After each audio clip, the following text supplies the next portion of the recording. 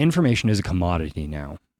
Information is entertainment. Information is noise to fill the silence when we are at home by ourselves, wrestling with the fact that we just wasted another 3 hours on TikTok doom scrolling. Look at your screen time right now and tell me, did you learn something productive from all those apps today?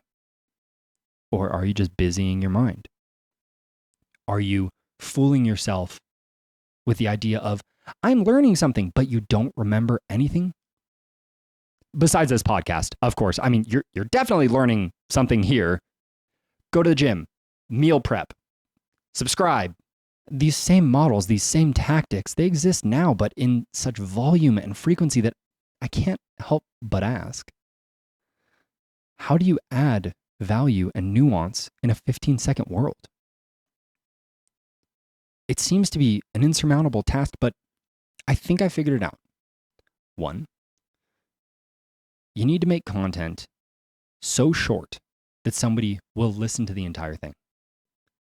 2, you need to have an interesting enough hook that they are fully engaged past that first 3 seconds. 3, it needs to be consistently engaging so that hopefully they retain enough information about it to have interest so that they like or share or subscribe, which you should be doing on this video. And 4, here's the hardest part. It needs to have a strong enough call to action or message so that the person actually does something with it. But does it really matter when all people need now are the views? Not all calls to action are the same in the fitness world.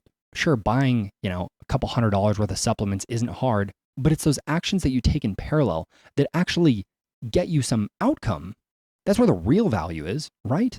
Buying a $29 a month membership to a gym or a $400 a month coaching plan, it's not hard. It is doing it where the challenge is. And theoretically, the goal of these videos is to move someone through a funnel so that they actually take action that helps them. And the dark, really dark reality is that there are charlatans and snake oil salesmen everywhere, but more in these 3 industries than any other: health, wealth, and love.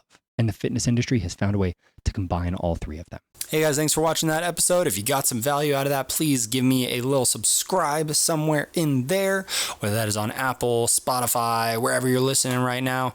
And you can also find me on TikTok, Instagram, pretty much everywhere, honestly, at AndrewPFM. So yeah, guys, until next time, we'll see y'all later.